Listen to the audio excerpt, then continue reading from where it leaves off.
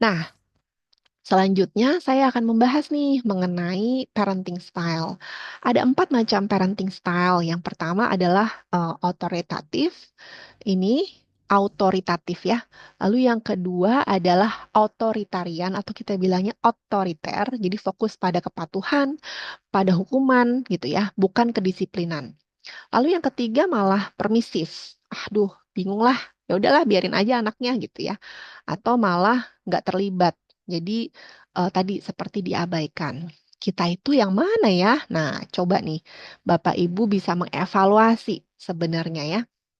Menurut saya sih parenting style itu ada kecenderungan bisa satu hal, tapi bisa juga mungkin kita mix, mix style ya. Jadi kita perlu saling melihat sebenarnya. Kita itu stylenya mana ya? Yang pertama adalah authoritarian parenting. Di authoritarian parenting ini, anak selalu diminta untuk mengikuti aturan tanpa pengecualian. Seringkali because I said so. Pokoknya karena mama bilang gini, pokoknya kamu ngikut gitu ya. Atau ketika anak bertanya, jawabannya selalu itu. Ya pokoknya mama yang suruh gitu ya. Nah, seringkali tidak mengizinkan anak untuk terlibat di dalam problem solving atau ketika ada tantangan. Nah, seringkali ketika orang tua memberikan aturan, itu malah tidak melibatkan opini si anak kan. Jadi aturan itu dibikin hanya oleh orang tua itu sendiri tanpa melibatkan opini ataupun si anak. Jadi tidak membuka ruang untuk anak berkomunikasi, tidak membuka ruang untuk anak memberikan pendapatnya. Fokus utamanya tadi obedience, kepatuhan atau punishment ya.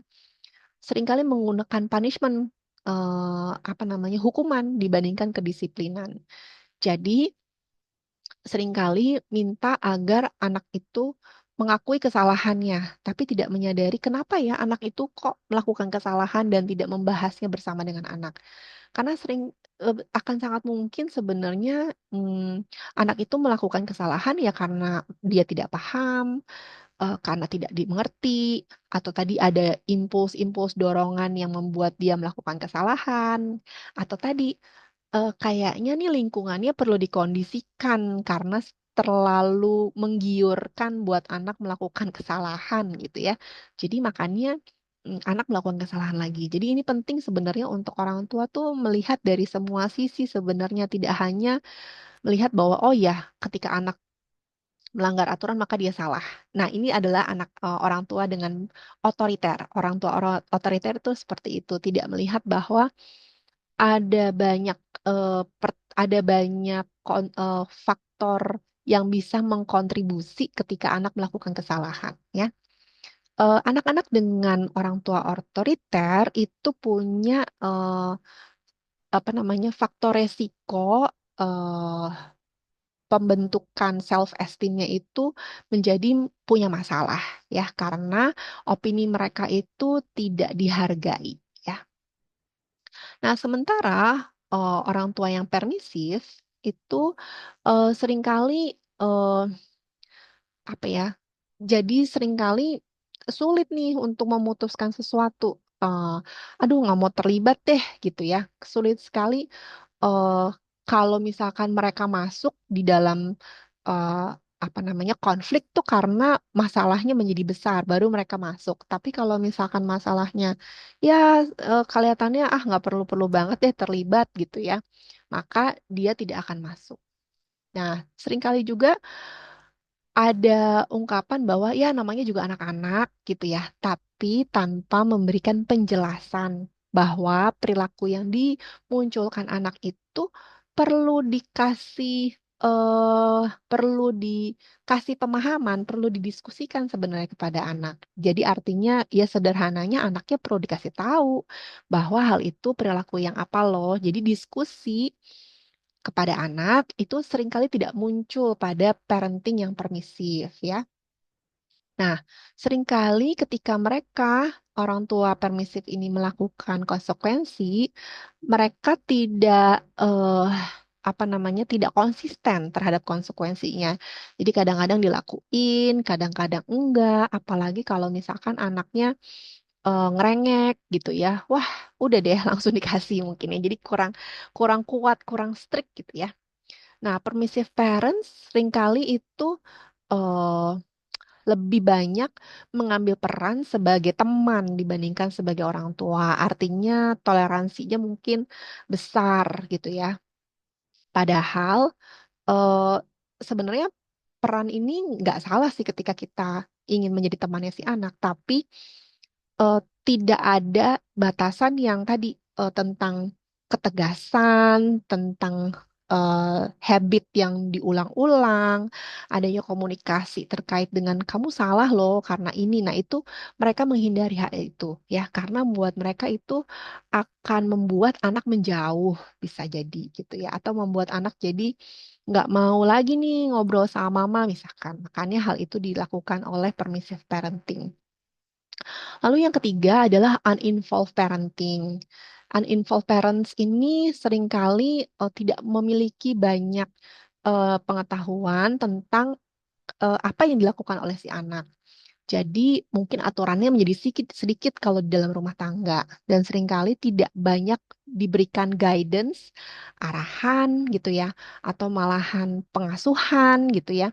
Jadi seringkali atau malah atensi perhatian dari si orang tua tuh tidak banyak ya, karena mungkin orang tuanya tidak terlibat. Nah, tidak terlibat ini banyak banget alasannya. Bisa jadi terlalu sibuk, bisa jadi juga uninvolved parents ini karena orang tuanya punya kondisi tertentu sehingga dia tidak terlibat gitu ya. Nah, jadi orang tua dengan uninvolved parenting tidak banyak waktu ataupun energi untuk mengetahui sebenarnya anak ini eh, basic need-nya apa ya, membutuhkan apa saja ya, perhatian apa saja, atau anak ini kekuatannya apa ya. Jadi nggak terlalu paham sebenarnya karena tidak ada relasi yang intens dengan si anak. Dan jadinya malah cenderung mengabaikan, tapi sebenarnya tidak benar-benar eh, eh, secara serius mau mengabaikan, tapi karena tadi ada sesuatu hal yang sepertinya mengalihkan perhatiannya sehingga dia jadi nggak uninvolved ya. Nah, eh, jadi penting untuk diperhatikan bahwa orang tua itu mesti selalu belajar terkait dengan perkembangannya anak-anak. Jadi tahu sebenarnya apa yang menjadi kebutuhan, harus bersikap apa gitu ya. Karena kalau tidak malah menjadi uninvolved parenting. Lalu yang keempat, autoritatif parenting. Authoritative parenting ini membuat positif relationship antara orang tua dengan anak. Punya aturan, punya konsekuensi, tapi juga membuka ruang buat anaknya beropini terhadap aturan dan konsekuensi yang terjadi. Jadi bukan hanya satu arah, tapi dua arah memang. Bahkan mungkin saja authoritative parenting ini menciptakan ruang di mana anak bisa bernegosiasi, bisa berdiskusi, bisa berargumen gitu ya. Dan mereka pun membantu memvalidasi perasaannya si anak. Jadi validasi perasaan anak tuh bukan berarti mengikuti apa yang diinginkan anak ya, bukan ya. Tapi yang terpenting adalah menerima perasaan. Tapi kalau misalkan perilakunya anak itu tidak sesuai, ya akan tetap ditegur. Kalau anak itu minta sesuatu tapi pakai marah-marah, ya tenangkan anaknya dulu, lalu disampaikan bahwa kalau kamu minta sesuatu, pakai cara yang baik bagaimana? Jadi bukan berarti langsung dikasih apa yang diinginkan oleh si anak. Jadi anak jadi akhirnya belajar bahwa oh aku tuh dipahami secara emosi, tapi ternyata cara aku salah ya. Jadi aku harus menunjukkan perilaku yang benar untuk bisa mendapatkan yang aku mau gitu ya. Jadi authoritative parenting tidak melupakan bahwa adanya dinamika itu, ya. Dan eh, mereka menginvestasikan atau meluangkan waktu dan energi untuk mencegah masalah-masalah perilaku. Ya, tapi bukan berarti jadi cemas ya, karena tadi kalau misalkan cemas bisa jadi menjadi orang tua yang otoriter gitu ya. orang tua otoriter itu orang tua yang bawaannya mau mengontrol si anak ya, mau supaya anaknya itu sesuai sama arahannya dia. Tapi kalau otoritatif parenting memberikan ruang juga untuk anak berkembang sesuai dengan apa yang dia mau, tapi dengan batasan dan boundary struktur dari orang tuanya itu ya. Jadi coba nanti Bapak Ibu lihat kami itu ada di mana ya gitu dan dibahasakan juga, didiskusikan bersama dengan pasangan. Nah, berikutnya saya jelaskan mengenai bagaimana nih kalau kita mau menjadi orang tua yang otoritatif, karena tadi otoritatif parenting itu artinya membangun positive relationship dengan anak. Yang pertama, mendengarkan anak dan memvalidasi emosi si anak. Mempertimbangkan emosi si anak, tapi juga membangun aturan yang jelas. Ketika anak menunjukkan perilaku yang tidak tepat, maka maka perilaku yang tidak tepat itu dibahas, tapi yang diterima itu emosinya. Jadi contohnya adalah, Mama tahu kamu sedih, tapi ketika kamu menginginkan sesuatu, tidak dengan cara nangis guling-guling gitu. Coba tenangkan dulu, sampaikan apa yang kamu mau. Kalau misalkan itu memang bisa diikuti, Mama akan berikan. Tapi kalau tidak, berarti kamu perlu menahan diri nih untuk mendapatkan yang kamu mau. Nah, itu nanti kan anaknya akan ngereok lagi tuh, Bapak Ibu ya. Jadi kalau anaknya ngereok, hal yang paling utama adalah selalu ditenangkan ya. Berikan peringatan yang jelas untuk masalah yang kecil sebelum konsekuensi diberikan. Lalu yang kedua, berikan juga konsekuensi yang memberikan pembelajaran hidup.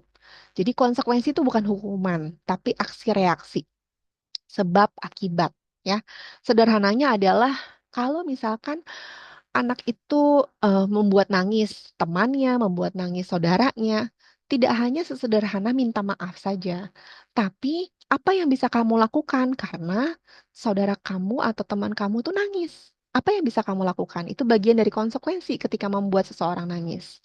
Jadi nggak cuma terima kasih, nggak cuma bilang minta maaf, tapi apa yang bisa dilakukan, ya. Terus jangan lupa tadi memberikan reinforcement atau penguatan atau insentif pada perilaku-perilaku yang positif. Jadi berikan perhatian juga pada perilaku positif. Jangan terlalu banyak memberikan perhatian pada perilaku negatif. Jadi nanti anak belajar bahwa, wah aku kalau menunjukkan perilaku positif, nggak direspon, nggak diperhatiin. Jadi aku mendingan menunjukkan perilaku negatif aja lah, baru nanti direspon tuh sama mama gitu. Ya, jadi justru harus dibalik ya. Lalu selanjutnya memberikan kesempatan bagi anak untuk membuat pilihan yang kecil, sesederhana berpakaian dengan batasan-batasan tertentu, style rambut dengan batasan-batasan tertentu, pilihan makan dengan batasan-batasan tertentu. Jadi semuanya ada porsinya, ada opportunity-nya, ada kesempatannya sesuai dengan struktur dan batasan yang diberikan kepada orang tua. Selalu ingat ya bahwa ketika anak semakin besar, maka anak akan memberikan pendapatnya, akan mencoba negosiasi. Apalagi dengan zaman sekarang di mana sekolah itu mengharapkan anak bisa memberikan argumen, memberikan pendapat. Jadi jangan sampai nanti orang tua ngerasa bahwa, aduh kok anak saya ngejawabin saya terus ya? Apakah dia jadi anak yang nggak sopan gitu ya? Kok anak saya jadi ngebangkang ya gitu. Jadi jangan sampai kita punya perspektif bahwa ketika anak itu memberikan pendapatnya, maka itu adalah membangkang. Ya, jadi jangan-jangan kita tipe orang tua yang otoriter, yang nggak bisa menerima respon balik dari anak kita nih, yang maunya selalu diturutin, yang maunya mengontrol anak kita. Karena ketika kita memberikan ruang buat anak kita punya opini yang berbeda, artinya kita tidak bisa mengontrol dia loh, gitu. Nah, itu coba deh kita bercermin ya, kita itu orang tua yang mana dan apakah kita mau menjadi orang tua yang seperti itu demi eh, perkembangannya anak, kita mau yang seperti apa ya?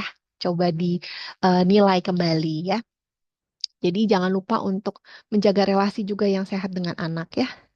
Sebenarnya tidak ada formula tunggal nih Bapak Ibu untuk membesarkan anak dengan baik. Jadi memang perlu banyak eh, tools tadi ya, perlu banyak knowledge, tapi juga jangan jadi sampai bingung dengan pengetahuan yang banyak tadi. Kalau Bapak Ibu bingung, ya tinggal ngobrol aja dengan profesional, bisa dengan dokter anak, dengan psikolog anak gitu ya. Supaya jadi tahu bagaimana ya supaya saya bisa membesarkan anak nih dengan cara yang tepat, sesuai dengan profilnya si anak, eh, dengan cara yang lebih baik dibandingkan saya dulu dibesarkan. Nah, hal itu sangat-sangat perlu berproses. Sehingga sebenarnya kita sebagai orang tua ingin agar anak kita bahagia juga ya, secara fisik dan juga psikis, sehingga mereka nanti bisa menghadapi kenyataan yang ada di dunia ya. Nah, ini perlu direnungkan tadi ya. Saya bolak-balik selalu bilang, coba kita renungkan style parenting kita yang mana. Dinamika keluarga kita tuh di dalam keluarga ataupun di luar itu bagaimana ya? Dan anak kita itu kalau di rumah sama di luar itu bagaimana ya? Karena anaknya semakin besar, akan ada kemungkinan juga mereka akan menunjukkan eh, sisi yang berbeda gitu. Dan itu perlu kita pantau sebenarnya. Kalau anaknya sudah besar, berarti kita perlu berdiskusi dengan guru sekolah, dengan guru les misalkan, dengan mentor dari sebuah komunitas di mana anak itu terlibat gitu ya, karena itu juga menjadi bagian penting sebenarnya. Nah, parenting style itu bisa berubah sebenarnya sesuai dengan apa namanya faktor-faktor yang berperan. Tapi the impact of parenting on children itu juga berpengaruh gitu ya. Apa yang paling penting kita melihat kalau kita melakukan seperti ini, efeknya apa ya kepada anak kita ya.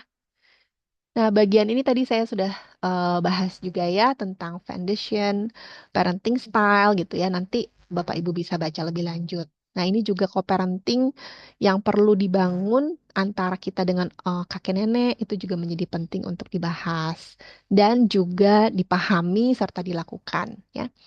Nah, ikatan antara kakek nenek dengan anak-anak itu dapat saling memelihara dan memperkaya sebenarnya ya Bapak Ibu. Karena tadi ketika anak itu eh jadi melengkapi diri mereka sih sebagai komponen individu tuh menurut saya semakin kaya. Tapi tentu saja nih perlu disupport juga dengan relasi kita dengan kakek nenek gitu. Jadi jangan sampai kakek nenek itu terlibat dalam pengasuhan anak, tapi kita itu berkonflik dengan kakek nenek. Maka itu pun akan memberikan dampak yang signifikan juga buat anak gitu ya. Nah, kalau kita sebagai orang tua, itu peranan kita tadi ada di mana? Sebagai orang yang bisa memberikan pondasi dasar dari si anak dalam wujud nurturing interaction.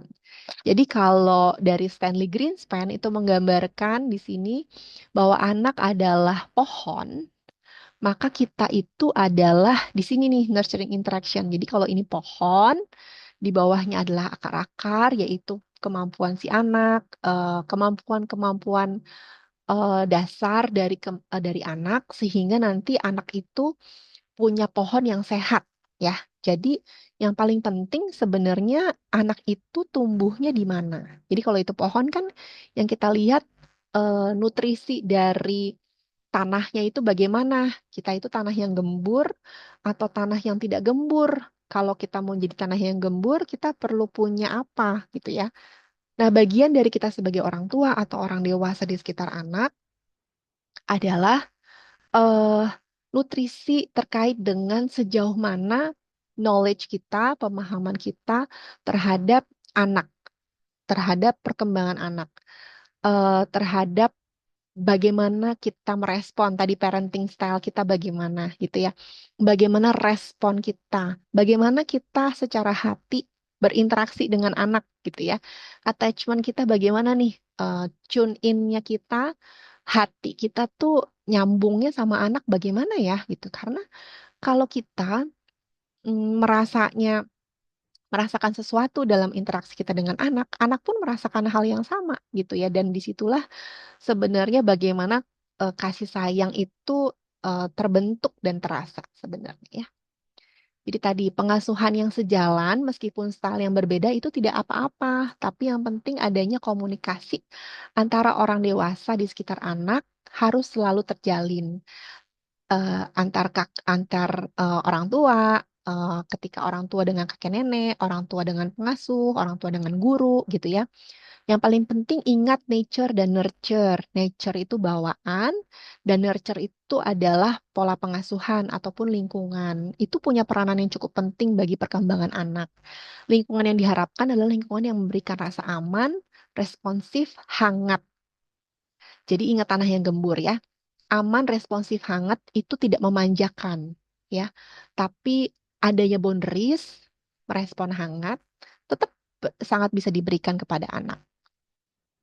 Nah, ini nanti materi yang Bapak Ibu bisa baca dari penjelasan saya tentang tadi learning tree dan interaction ya. Tanggung jawab mengasuh anak. Nah, tadi saya sudah jelaskan ya Bapak Ibu bahwa orang tua itu ternyata punya tanggung jawab yang besar untuk membesarkan anak. Tapi jangan lupa ketika kita berinteraksi dengan anak, ketika kita punya anak, itu yang terpenting bukan hanya eh, pada tugas tanggung jawabnya saja.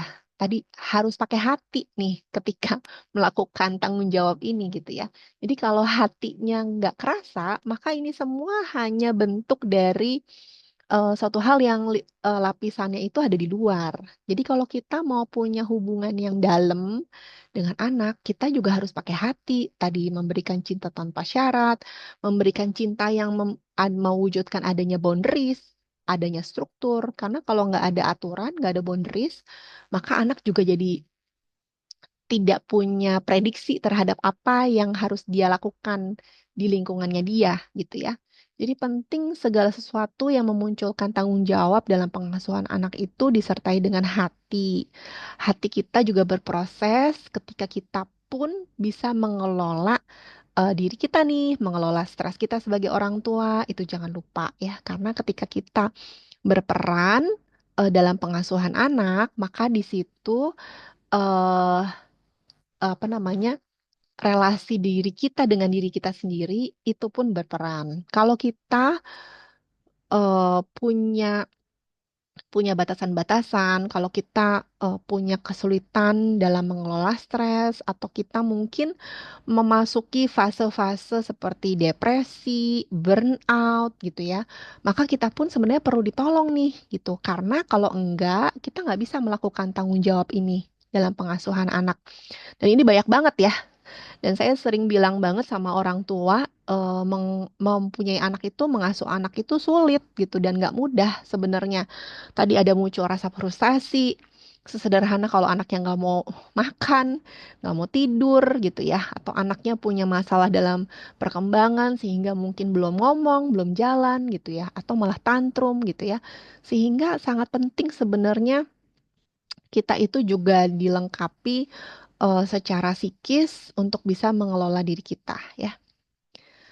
Nah, tanggung jawab orang tua zaman sekarang kuncinya adalah selalu luangkan waktu. Seringkali masalah dengan media sosial, masalah dengan screen time itu juga mempengaruhi apa namanya perkembangannya anak ya. Dan itu menjadi bentuk tanggung jawab kita sebagai orang tua untuk memantau ya.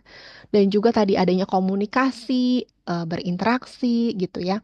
Jadi memang berbeda sebenarnya dengan zaman dulu nih. Kalau saya tanya kepada orang tua dan saya simpulkan, tantangan terbesar pada zaman sekarang itu sebenarnya karena ini, kurangnya waktu. Mau kita tinggal di kota manapun di Indonesia gitu ya ataupun di luar negeri, waktu itu menjadi kurang karena kita sibuk ya. Dan juga minim ketika waktu kurang maka minim interaksi. Dan adanya media sosial, layar, itu pun juga mengurangi kita untuk berinteraksi. Sehingga hal yang membuat kita menjadi tadi esensi kita sebagai orang tua dan anak itu adalah kan memakai hati, memakai rasa. Tadi saya bilang kan adanya keterlibatan kita dengan anak tuh bukan berarti kita nggak boleh kerja ya Bapak Ibu. Tapi kita harus kerja keras nih sebenarnya kalau kita banyak berkegiatan di luar ya. Kalau kita nggak banyak waktu bersama dengan anak, maka ini loh yang akan terjadi. Dan kalau ini terjadi, maka tadi akan ada banyak hal-hal pun yang mempengaruhi perkembangan anak, mempengaruhi emosi, akan muncul masalah perilaku gitu ya. Jadi hal ini perlu disadari sebenarnya oleh kita semua, orang tua dan orang dewasa yang ada di sekitar anak. Jadi ini tuh penting. Ini tuh penting sekali. Komunikasi, interaksi itu akan menjadi pondasi dasar dari relasi orang tua dengan anak ya.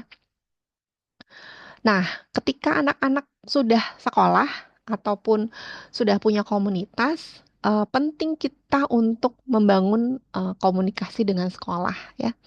Karena ini menjadi eh, apa namanya cara kita untuk tadi kalau kita mau memiliki anak kita butuh banyak orang butuh banyak orang butuh pasukan untuk akhirnya bisa melengkapi komponen-komponen supaya anak itu bertumbuh dan berkembang dengan baik ya. Jadi jangan lupa untuk membangun komunikasi juga dengan pihak sekolah dan juga komunitas.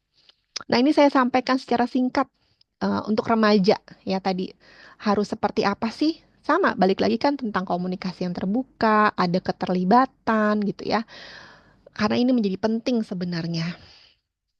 Nah, ini tadi juga sudah saya sampaikan sebagai orang tua, jangan pernah merasa gagal ya, karena nggak ada orang tua yang sempurna. Jadi, paling penting tuh apa buat Bapak Ibu ketika berinteraksi dengan anak?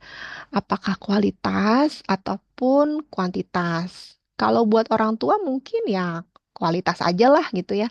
Tapi buat anak tuh yang paling penting dua-duanya. Karena tadi kan mereka butuh figur yang dilihat, figur yang dicontoh, figur yang bisa diajak ngobrol terus-menerus, figur yang bisa diajak berinteraksi gitu ya. Jadi kita tuh sama anak sebenarnya making memories. Nah, kita mau mau memori yang kayak gimana nih yang kita mau eh, tinggalkan dan bangun kepada anak memori yang penuh dengan marah-marah, memori yang penuh dengan aturan, memori yang penuh dengan kecemasan mungkin gitu, memori yang penuh dengan kontrol gitu ya.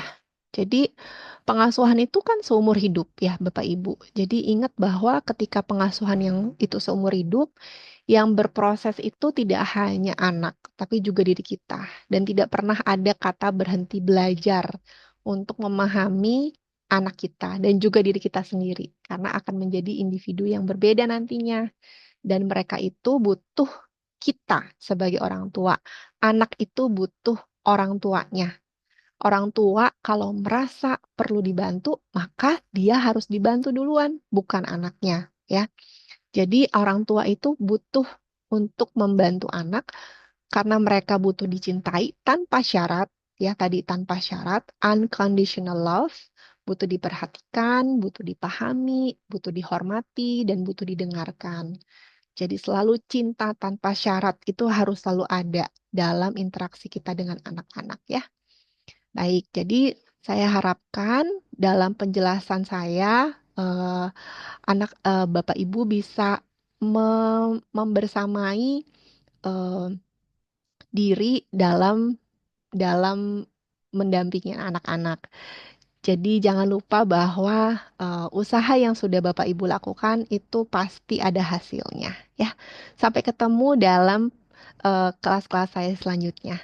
Ya.